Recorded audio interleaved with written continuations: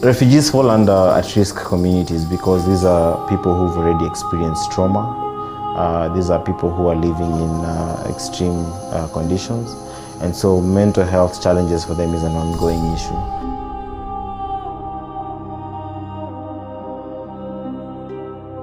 I almost committed suicide in 2012 because of, I could not take the fact that I am where I am right now.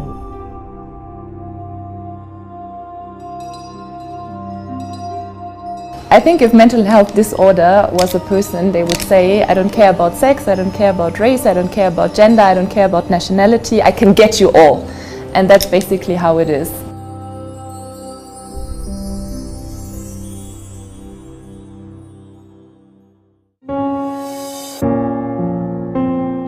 Poet K2. Hi. I'm from South Sudan. Yeah, I know. You've all probably heard of the country. So that's my motherland. And because of civil war, I've got brothers and sisters staying in every part of the continent. I've got others in Australia, others in Canada, Ethiopia, Uganda, and thanks to the United Nations and the Kenyan government, I'm living with others in Kakuma. My name is Chol Matiop Chol. I'm a South Sudanese by nationality, but I'm also known as Poet K2. That is my stage name. I'm a spoken word artist. I do poetry. And yeah, I've been doing it for quite some time now. To most of you guys, anybody that may be watching anywhere across the world, most of the time whenever you hear the word South Sudan, what comes onto your mind is a country that has been in civil war for quite some time right now. So basically, how I found myself in the camp. My parents flee the country back in 1992 and came into the refugee camp. That is, by then it was known as Kakuma, but right now, after it being open as a refugee, some few years later on, in the early 90s, I was born. So basically, I'm a product of Kakuma. Like, I was born there. That's where I've gone to school. Yeah, so that's how I found myself in Kenya. What's up, guys? Poet K2 over here, aka the storyteller, aka son of the South, aka the only brown South Sudanese in Kenya so far. So guess what? We're back to Kakuma refugee camp after 2 years of being away. This is where I was born. This is my home. Most of you guys have been asking me, how does it look around? So what? Guess what? Say no more. So I'm gonna be showing you guys our house tour. So welcome to our 9-bedroom compound. Let's go. The name refugee itself, that I've lived with for almost 3 decades right now. Anybody can be a refugee. If you were to say right now, if something was to happen, God forbid, but let's say if something was to happen in Kenya right now, that's how people end up being refugees. None of us just woke up, like my parents didn't wake up in South Sudan and decided, we have a neighboring country here, so let's fight. If things don't go well, they have a space for us. Back in 2007, we Kenyans had refugees in Uganda, after the post-election violence. And I believe Uganda was a bit hospitable. They gave us tracts of land, people tilled, because that's their system within which they support. Refugees. You'll be given a piece of land, you're expected to till and provide for yourself, even as you continue to await your processing to see which durable solution can work for. Of course, the most sustainable and realistic durable solution is local integration, or repatriation back into your country, where the political scene has probably changed. Huko kwetu DRC kuna vita yenye haiishi. Nilishutiwa nikiwa mdogo, nikakuwa nikiwa hivyo tu na disability mpaka leo hii. Ilibidi tutoroke tuende kutafuta amani, so nikajipata Kenya. Refugees face a lot of challenges. They struggle with accessing resources. They struggle with different cultural beliefs. There are limitations to what kind of medical access they can get. Some of them struggle with mental health diseases, just not challenges. They have diseases like bipolar, they have depression, they have suicidal tendencies, and they need a lot of care, continuous care and support, which they are not able to get because mental health, even in Kenya, is not yet very well propagated, and it's costly, very costly. So this is someone that has moved from where he or she was comfortable, had to flee where he was or where he was into this area.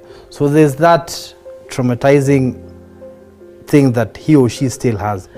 And for them now to get rid of that, because an example of people that ran away from my country back in 2013, like a lot of them saw their relatives dying.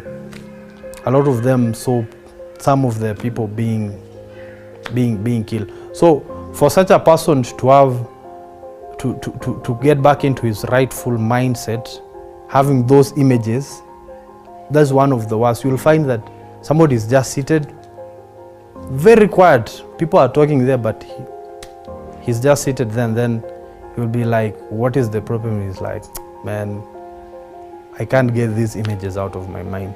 And whenever you'll approach people, they think, this is just a normal thing, you'll get okay. So you go and sit down and you're like, how do I let it out so that at least I get a bit of relief, but I wasn't getting it. Kufika yangu Kenya, maisha ilikuwa magumu sana. Kwanza ilikuwa ni shida ya lugha. Kiswahili yangu ilikuwa tofauti sana. So nikiongea na Wakenya hawatutaelewana. Pia walikuwa hawajaelewa kuhusu watu refugees ni wakina nani. So maisha ilikuwa ngumu sana. Na walikuwa wanajua kuwa kutoka huko Kongo kuna gold, so lazima tumekuja na gold mingi. Ukienda kurenti nyumba inakuwa ni shida. Watu wengine wakilipa ngiri 7 unaambiwa 15. Ilikuwa ni shida sana. Most people assume refugees are rich people who are given money by UNHCR who should be able to take care of themselves, which is not true. So wherever you go, be it a shop, if the price was 200 because you're a refugee, or let's say you're a South Sudanese, as they put it, they'll say that, they say in Swahili, wasudi wako na pesa. In other words, South Sudanese have money because they assume we're paid monthly. So if the price was 200, they hike it up to around 400 because they assume that you have money, which is one of the challenges that we go through a lot here in these urban areas.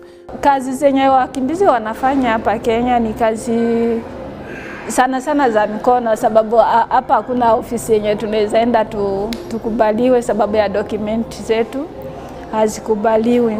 Wakimbizi wengi wanapenda waongeleshwe juu yale wanapitia hapa nje wanaona ni kama wako ukweke, hawapendwi. There's discrimination from some of the community people that are there, and the fact that we are refugees and we are they call us visitors who are receiving food. So I think most of the time, I think a bit of discrimination. Growing up, it was so traumatizing. It was so traumatizing because as a kid, you don't know how to handle it. You don't know who to go to speak to. And those are some of the things that lead to mental health. And you'll find that it's something that people rarely talk about. It's kind of like a topic whenever it's brought up, people turn tables. People assume that in a few days' time you'll be okay. It's just a matter of a bit of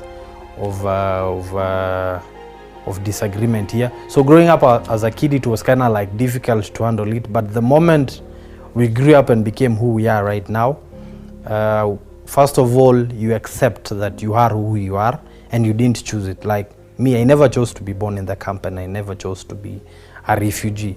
It's something that happened, I've accepted it. So the moment you accept it, that you are who you are, you're a refugee. At the end of the day, if someone calls you a refugee and you are upset, it changes nothing. At the end of the day, you're still a refugee. You're in a situation that you are in. So the moment I started accepting it, that I am who they say I am, I didn't mind much about it. But most of the time, I will just cry and make sure I avoid such people. Like some of the things that we used to be told, someone like me that has a dark melanin skin, back in the days I used to think that it's a very bad thing, because people will tell you, you black guy from South Sudan, you look like charcoal, all this stuff. So you'll kind of like sit down, you're like, so this skin is not that good, look at that brown person. But when we grew up now, we knew that this is what we are, and it's changing nothing. Like there's a school that I went to that was called Kakuma Mix. Basically, it's a government school, which, like, let's say 90% of people that were there are Kenyans, basically the Turkana community, which are people that we've lived with very well. But obviously there are those few people that kind of like think like, these people are occupying our place and we're not happy with what they're doing. So for us to get rid of them, we have to like look for a weak point that will make them not feel welcome and have decisions of going back home. When I moved from the camp to the urban area now,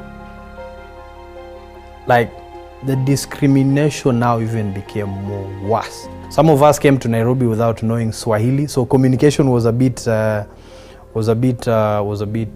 difficult.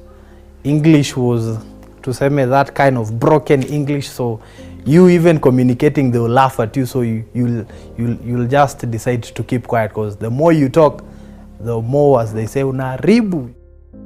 Not understanding the law clearly and not understanding your responsibility towards the laws or your rights as given by a nation or a state can make you fear approaching them for support. And that's one of the things that the refugees struggle with. Not understanding the law, so they fear going because they imagine if it's the police or the chief, they'll be arrested. So how about leveraging and supporting them to actually be independent as opposed to abusing their rights and taking advantage of them? So it's really a coexistence issue. It's really an issue of human rights, and it's also an issue of, changing our mentalities. Just knowing that we cannot just take advantage of someone because they are weak, and that we have actually a proper law and legal framework to actually protect them.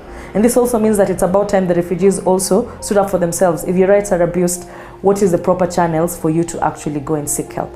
I know legal services are expensive in this country, but we have organizations like RCK, we have organizations like Kituo cha Sheria that give free legal representation on their various legal issues. I remember especially for refugees who've been hired on contracts and their rights were violated, we used to write demand letters to the employers, and most of the times they actually got compensated. In Africa, mental health is always considered to be a disease for the wealthy or for Western people. And one of the other spaces that has been missed is for the urban refugees, or just refugees in general. We cannot close our eyes when it comes to mental health to anybody, because we are a non-discriminatory organization, we are all inclusive, and we deal with anyone who actually needs mental health services. And we thought, why not have conversations around refugees and issues of mental health, because it's one of the issues that is rarely addressed among the refugee community. And we feel like bringing conversations like Anika Forums is one of the spaces where we can actually bring in the host communities and the refugee communities in one space, and also bring in authorities and different actors so that we can actually have conversations that are heart to heart without being judged or exposure to certain elements that might make people not be able to communicate on those issues. What I've often come across is that idea of they are different and we don't understand them, and they do things in weird ways, and it's not like us. There is often that topic of jealousy. They are getting so much support, so why should we even support on top of what they are already getting? But the experience that I made is, if people get to share their story as an individual, as a person, with a name and with a face and with a story, it's so much easier for others to relate and to actually be willing to support, because they can empathize much easier with an individual and what they have gone through, looking at traumatic experiences, looking at leaving behind their home and all the struggles that they might now face in the host country. Issues related to documents, issues related to employment, education, disappointed hopes of what they had actually expected when they were running away. And I think that could be a starting point. Anika Forums is a space for urban refugees and their host communities, meaning the Kenyans, the citizens around them, to meet and talk about mental health issues. It is born off of different projects that have been done by Anika Initiative before under the thematic area of youth and migration, which is where a lot of our urban refugee work falls into. Kwani mimi nini nifanyia Mungu ndio refu yangu kuwe ngumu, si kutupa kalamu, masomo nilikula. Ama nyota yangu ilizimwa nikiwa mzima. Mom, don't cry, we are on the journey to the promised land.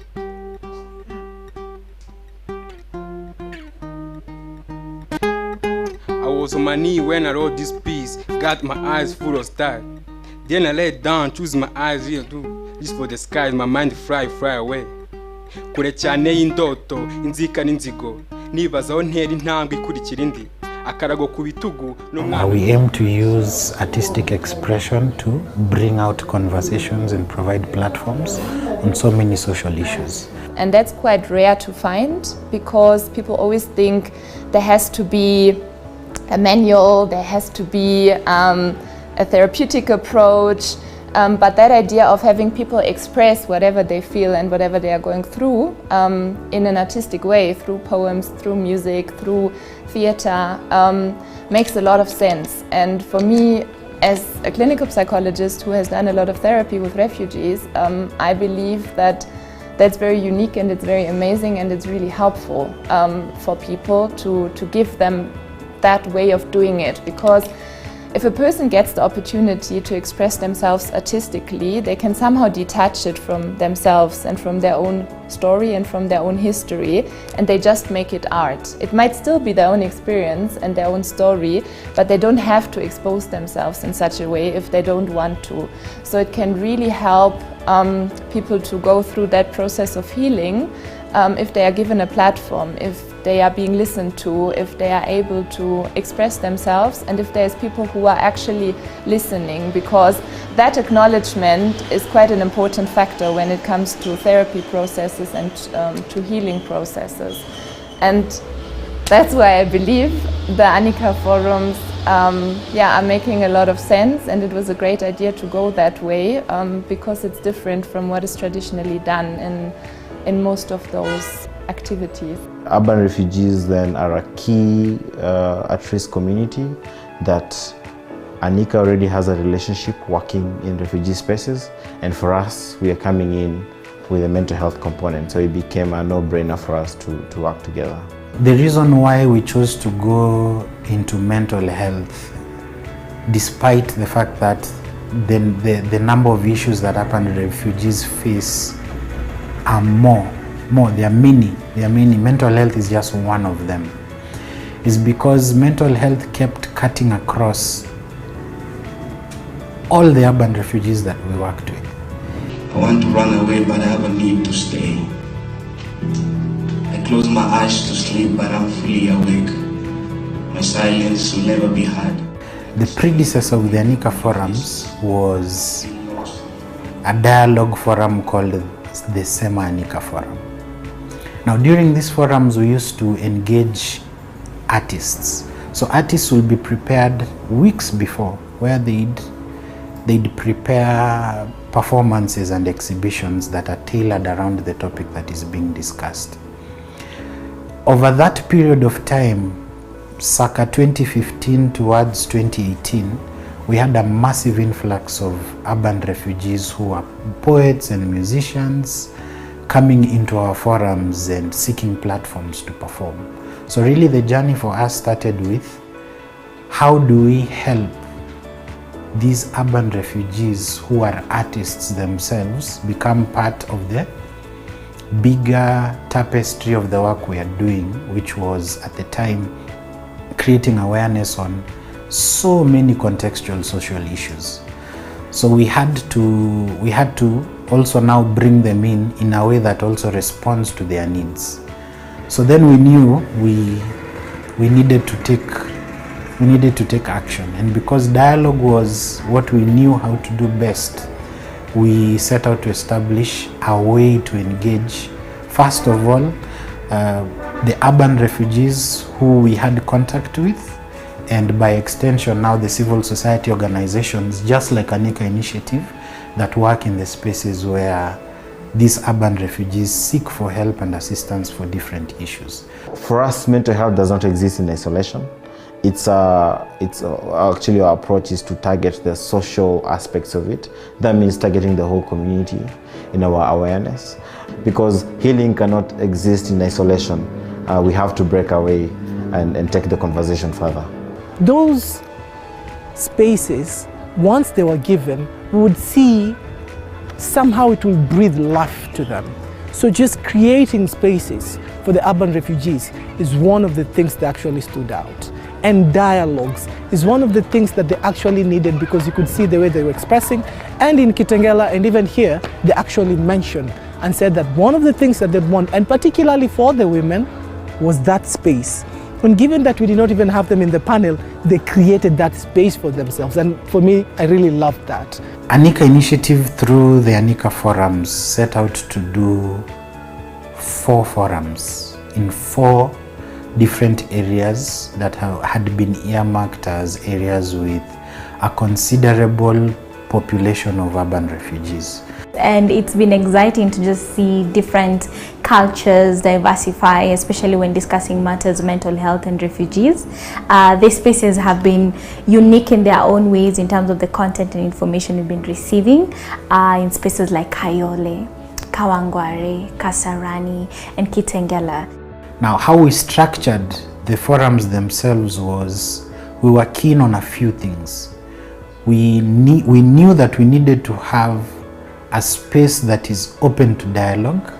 We knew that we needed to create an environment that allows for an exchange of experiences, ideas, and deliberations. We also knew that we needed to establish a platform that allows for different people within the psychosocial support community, the professionals and people in the administrative end of these communities to engage, because there has not been a platform like that to the extent that it allows urban refugees to share their experiences. We had a preliminary session where a moderator would engage the participants, which are now urban refugees and members of the host community, in a discussion on what their understanding of mental health, at least from the topic of the day, which was a number of topics across the 4 forums, on what that was, what did they understand from it. Then to generally also allow them to express what they think the discussion is about. This entire time we have professionals in and among the participants, so just listening in and trying to understand, engaging exactly where the participants are with the understanding on the topic, because first the participants share and engage, then the participants were split into groups. These groups were delineated along the lines of their age and their gender, because different genders and different ages have different issues. Now, participants were engaged in presentations immediately after the group discussions. So they arranged themselves and then they shared what was discussed in their different groups. Then now, the psychosocial support professionals formed a panel alongside the moderator and the leadership of the refugee community and the leadership of the area we were in. Some of the forums had exclusive activities. So we had, in one forum we had art therapy, I think that was in Kawangware. where participants engaged in a sort of mapping of, you know, their emotions and their experiences using art.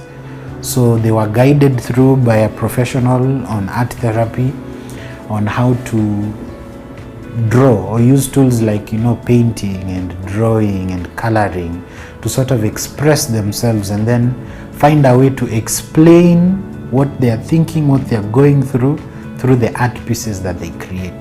This is a message of peace, spread it to the world, all over. This is a message of preach, share with the world, all over. This is a message of peace, spread it to the world, all over. This is a message of preach, share with the world, all over. We also had throughout all 4 forums different forms of art. So we had musicians, spoken word artists engaged in the work of creating pieces that resonated with the experiences of the participants who were engaged in these forums.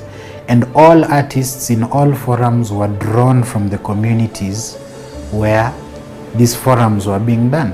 Kitu ingine tumeshukuru kwa upande wa ANIC ni venye si refugee peke yao, juu ilikuwa refugees na Kenyan ama host community wakajaribu sasa kuinteract, wakaongea wakajaribu hata na Kenyan wakasema hizo shida ambazo wanaona ambazo zinapitia kwa community. Many of them are involved in small businesses, many of them are stereotyped heavily, so they are not even able to get, you know, different ways of livelihood. So it's a whole spectrum of issues that we were hoping to really tackle from the community level. As much as we definitely saw the importance of having these conversations at the grassroots, it was very essential to also offer cultural integration rather, so that people from all over the world are able to exchange their thoughts regarding mental health. Is it the same? Does it occur the same way for every other person within the region and also globally? So one of the major intents was to be able to exchange information in regards to that and do a comparative analysis and see where exactly do we all intertwine, you know, towards a resolve.